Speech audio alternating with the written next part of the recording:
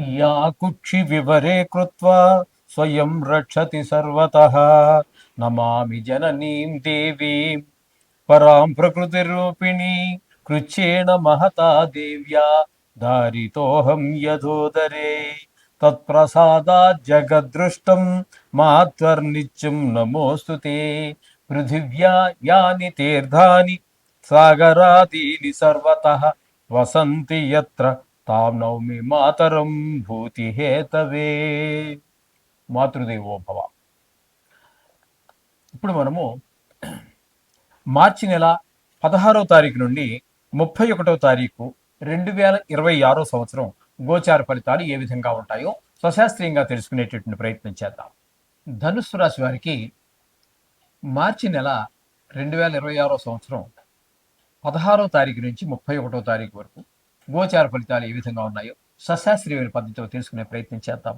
ఇక్కడ తృతీయ స్థానమైనటువంటి ధనురాశికి తృతీయ స్థానమైనటువంటి కుంభంలో రాహువు, బుధుడు, కుజుడు 3 గ్రహాల యొక్క సంచారం జరుగుతోంది. ఇక్కడ తృతీయ స్థానంలో రాహుగ్రహం అత్యంత శుభప్రదమైన ఫలితాలన్నీ ఇస్తూ ఉంటుంది. అలాగే కుజుడు కూడా అదే ఫలితాలు ఇస్తూ ఉన్నాడు. శుభప్రదమైనటువంటి ఫలితాలు ఏంటంటే ఇంట్లో వారందరూ కూడా మీకు సహాయ సహకారాలు అందిస్తారు. వీధిలోను మనం పనిచేసేటటువంటి స్థానంలో మన స్థాయి వారు, పై స్థాయి వారు, కింద స్థాయి వారు, కొన్ని సందర్భాలలో మనకి ముక్కు మొహం తెలియనటువంటి వారు కూడా మనకి రాహువు, కుజుడు యొక్క సంచారం వల్ల మనకి సహాయ సహకారాలు మనస్సా కావచ్చు, అంటే ఆర్థికంగా ఏదో అవసరపడింది అప్పు ఇవ్వచ్చు, లేకపోతే మనసు మాట, ఆ విధంగా మనసా వాచా కర్మణ కూడా అనుకూలమైన మనకి సహాయ సహకారాలు అందించే అవకాశం ఉన్నది. ఇక బుధుడు 3వ స్థానంలో శుభ ఫలితములను ఇవ్వజాలరు. వీళ్ళిద్దరూ అనుకూలమైన ఫలితాలు ఇస్తూ ఉంటే ఆయన తద్భిన్నమైనటువంటి సహాయ అందకుండా ఆయన చేస్తూ ఉంటారు. ఇకపోతే చతుర్థ స్థానం దగ్గరికి వస్తే అక్కడ చతుర్థ, పంచమ 2 స్థానాల్లో శుక్రుని యొక్క సంచారం జరుగుతోంది 10 రోజుల పాటు చతుర్థంలోను, తదుపరి 6 రోజుల పాటు పంచమ స్థానంలో. ఇక్కడ చతుర్థంలో ఉన్నప్పుడు సకల సౌకర్యాలు కనిపిస్తూ ఉంటాయి. భూమి, గృహము, తల్లిగారు, వాహనం, స్వభావం ఇవన్నిటి విషయాల్లో చాలా బాగుంటుంది. 5వ స్థానంలోకి వచ్చిన 6 రోజులు మళ్ళీ పిల్లల భవిష్యత్తు మీద, వాళ్ళ విద్య మీద, వాళ్ళకి దైవదత్తమైనటువంటి కొన్ని లలిత కళలు ఏమైనా ఉన్నట్టయితే వాటిలో వాళ్ళు కొంచెం వారి యొక్క మెట్టు పైకి ఎదగడానికి అవకాశాన్ని కల్పిస్తూ శుక్ర భగవానుడు ఉంటాడు. కాబట్టి శుక్రుడు పూర్తి అనుకూలుడు. కాబట్టి సినిమా రంగంలో వారికి, ఈ టీవీ రంగంలో వారికి, ఏవో కళల మీద ఆధారంగా చేసుకుని జీవనం సాగించేటటువంటి వారికి శుక్ర భగవానుడు మిక్కిలి అనుకూలంగా ఉన్నాడు. అలాగే శని భగవానుడు కూడా చతుర్థ స్థానంలో ఉన్నారు. దీన్ని అర్ధాష్టమ శని అంటారు. కాబట్టి అర్ధాష్టమ శని అంత మంచిది కాదు. కొన్ని ఈ సుఖాలు ఏవైతే ఉన్నాయో విద్య విషయంలో వెనకబడేటట్టుగా, తల్లిగారి ఆరోగ్య విషయం కానివ్వండి, వాటిలో కొంచెం ఇబ్బంది కలిగేటట్టుగా, భూమి, గృహము, అట్లాగే వాహనము ఇవన్నీ నడిపేటప్పుడు కొంచెం జాగ్రత్తలు తీసుకోవటము, వీటి విషయాల్లో కొంచెం చాలా జాగ్రత్తగా ఉండవలసినటువంటి సమయం శని భగవాన్ యొక్క చతుర్థ స్థాన సంచారం. అలాగే రవి 4వ స్థానంలో ఉన్నారు. ఆయన కూడా అక్కడ ఉన్న కారణంగా ఇవే విషయంలో, విద్య విషయంలో, భూమి విషయంలో, గృహ విషయంలో, వాహనాల విషయంలో ఇక్కడ అంత అనుకూలమైన పరిస్థితి కాదు. ఇక్కడ ఈ చతుర్థ స్థానంలో 2 గ్రహాలు ప్రతికూలత, ఒక గ్రహం అనుకూలత ఉన్న కారణంగా రియల్ ఎస్టేట్ వ్యాపారులకి, వాహన విక్రయదారులకి కొంచెము పర్వాలేదు. ఒక్క గ్రహం కొంచెం అనుకూలిస్తుంది, 2 గ్రహాలు ప్రతికూలిస్తూ ఉన్నాయి. అలాగే సప్తమ స్థానంలో గురువు, ఇది మాత్రం అనుకూలమైన ఫలితాలు ఇస్తుంది. ఈ సప్తమ స్థానంలో ఉండటం వల్ల భార్యాభర్తల మధ్య అన్యోన్యత పెరుగుతుంది. పెళ్లి కానిటువంటి వారికి ఎవరైనా ఉన్నట్టయితే పెళ్లి కుదరటమో, లేకపోతే పెళ్లి జరగటమో లాంటి అవకాశం ఏర్పడుతూ ఉంటుంది. అలాగే భాగస్వామ్యంలో వ్యాపారం చేసేవారి మధ్యన కూడా సప్తమ స్థానంలో గురువు ఉండటం వల్ల చాలా మంచి లాభాలు, ఒకే ఏకాభిప్రాయం ఉంటుంది. తద్వారా ధన ఆదాయం కూడా బాగా పెరుగుతుంది. ఈ విధమైన ఫలితాలన్నీ ఉన్నాయి. తదుపరి కేతుగ్రహ సంచారం మాత్రం సింహంలో, అంటే ధనువు రాశి నుంచి మనం 9వ స్థానం తీసుకోవాలన్నమాట. సింహం అంటే 9వ స్థానం అవుతుంది. కాబట్టి ఆ 9వ స్థానంలో కేతుగ్రహ సంచారం అనేటటువంటిది మనకి కొన్ని, అంటే తండ్రి గారి ఆరోగ్య విషయంలో కొంచెం కంగారు పెట్టే అవకాశం ఉండొచ్చు. అలాగే అలాగే అదే గుళ్ళు, గోపురాలు అటువంటి వాటికి మనం వెళ్ళాలని ప్రయత్నం చేసినప్పటికీ టికెట్ తీసుకున్నాం, దర్శనానికి టికెట్ తీసుకున్నాం, ట్రైన్ టికెట్ తీసుకున్నాం, ఏదో అడ్డంకి వెళ్ళలేకపోవటం. ఇంటి పక్కన ఉన్న చిన్న గుడికి కూడా వెళ్ళలేని పరిస్థితి. ఇంట్లో ఏదో బిజీ, అది బిజీ కాదు, ఆదాయం ఉండదు, ఏదో దమ్మిడి ఆదాయం ఉండదు, ఒక నిమిషం ఖాళీ ఉండదు అన్నట్టుగా ఉంటూ ఉంటుంది. వ్యవహారం భాగ్యస్థానంలో కేతుగ్రహ సంచారం ఈ విధంగా ఉంటుంది. కాబట్టి వీరికి అత్యంత అనుకూలంగా ఉండేటటువంటి గ్రహాలు తీసుకున్నట్టయితే ఆ, రాహువు, కుజుడు, శుక్రుడు, గురువు అంటే 4 గ్రహాల యొక్క అనుకూలత బాగుందని చెప్పుకోవాలి. ఇక 4 గ్రహాలు మనకి ఉన్నాయి కాబట్టి ప్రతికూలంగా వాటికి ఈ యొక్క శ్లోకాలు, నవగ్రహాలకు సంబంధించినటువంటి బీజాక్షరాలు ఏదో ఒకటి మీకు వచ్చింది ఏదైనా పర్వాలేదు. అది చదువుకున్నట్టయితే మీరు ఆ దుష్ప్రభావాల నుంచి బయటపెడతారు. చక్కగా సంతోషంగా గడిచే అవకాశం కనిపిస్తున్నది. శుభం భూయాత్. మీనరాశి వారికి మార్చి నెల 2026 సంవత్సరంలో 16వ తారీఖు నుంచి 31వ తారీఖు వరకు గోచార ఫలితాలు ఏ విధంగా ఉన్నాయి, ఏ విధమైన జాగ్రత్తలు తీసుకోవాలి ప్రతికూలంగా ఉన్నటువంటి వారికి, గ్రహాలకు అనేటువంటి విషయాన్ని మనం సశాస్త్రీయంగా తెలుసుకునే ప్రయత్నం చేద్దాము. ఇందులో నా కవిత్వం కానీ నా పైత్యం కానీ ఏమీ ఉండవండి. శాస్త్రం ఎంతవరకు చెప్పిందో అంతవరకు మాత్రమే చెప్పడం జరుగుతూ ఉంటుంది. కాబట్టి మీరు జాగ్రత్తగా వినండి. ఇక్కడ మీనరాశి వారికి జన్మంలోనే 3 గ్రహాల యొక్క సంచారం జరుగుతూ ఉన్నది.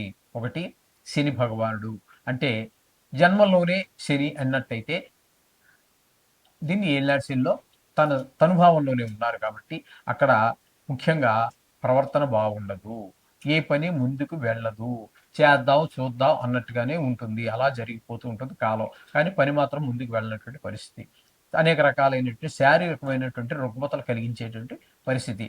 ఇకపోతే రవి కూడా జన్మంలో ఉన్నారు. జన్మంలో రవి ఉండటం వల్ల చెడు ప్రవర్తనలు, తీవ్ర స్వభావం, గౌక్కుని మాట జారిపోవటం, ఇట్లాంటివన్నీ రవి వల్ల కలుగుతూ ఉంటాయి. ఇక శుక్రుని కనుక మనం తీసుకున్నట్టయితే జన్మంలో 25వ తారీఖు వరకు, అంటే 10 రోజుల పాటు జన్మంలో ఉంటారు. అనుకూలమైన ఫలితాలు. అటు శని భగవానుడు, రవి ఏవైతే మన ఏ విషయంలో ఇబ్బంది పెట్టదలుచుకున్నారో, పెడుతుంటారో వాళ్ళని కాస్త వాళ్ళకి భిన్నమైనటువంటి ఫలితాలు ఈయన ఇవ్వడం ద్వారా మనకి కొంత ఊరటనిస్తుంది.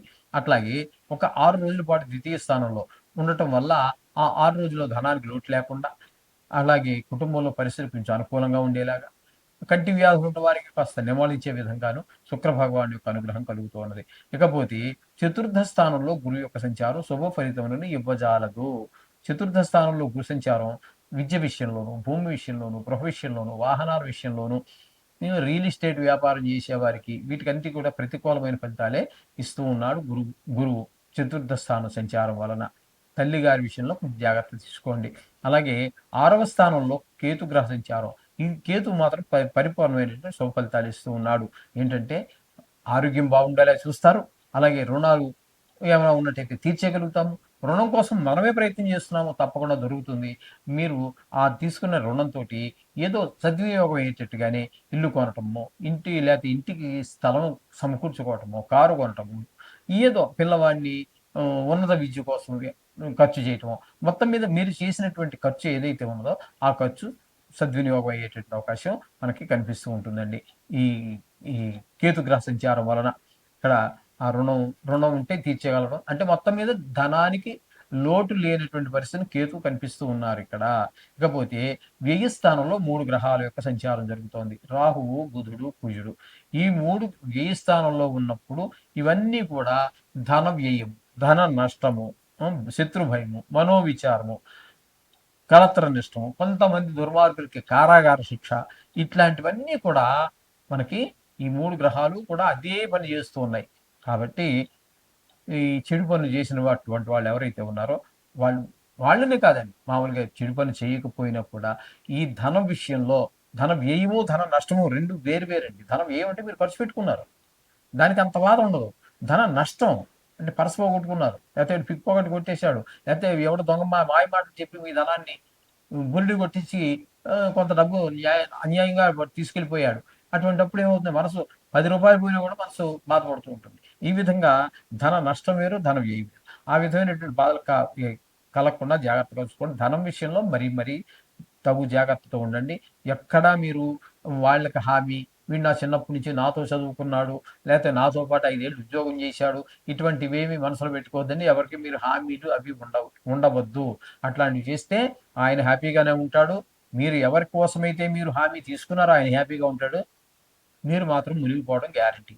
కాబట్టి అటువంటి హామీలు ఎవ్వరికీ ఉండవద్దు.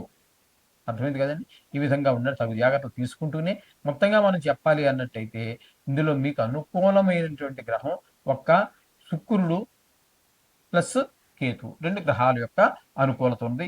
మిగతా గ్రహాలన్నీ కూడా కొంచెం ప్రతికూలంగానే ఉన్న కారణంగా మీరు తప్పకుండా నవగ్రహాలకు సంబంధించినటువంటి శ్లోకాలు, బీజాక్షరాలు, లేతే మీకు రోజు వెళ్ళేటటువంటి దగ్గరలో ఉన్న గుడిలో నవగ్రహాలు వెళ్ళే అలవాటు ఉంటుంది. కొంతమందికి స్నానం చేసి ఇంటి దగ్గర పూజ చేసేసుకుంటారు. వెళుతూ వెళుతూ 2 అడుగులు వాకబుల్ డిస్టెన్స్‌లో ఉంటే అక్కడికి ఆగి ఆ నవగ్రహాలు తిరిగి గుడిలో ఉన్నటువంటి ప్రధాన దేవుడు ఎవరైతే ఉన్నారో ఆ దేవుడిని దర్శనం చేసుకొని వెళ్ళిపోతుంటారు. రోజు రోజు రోజు ప్రతి నిత్యము వాళ్ళకి అదొక దినచర్య అంతే. ఆ విధంగా చేసే వాళ్ళకి చాలా శుభప్రదమైన ఫలితాలు ఉంటాయి. చక్కగా మీరు ఆ విధంగా చేయండి. సకల శుభాలు పొందండి. శుభభూయాలు.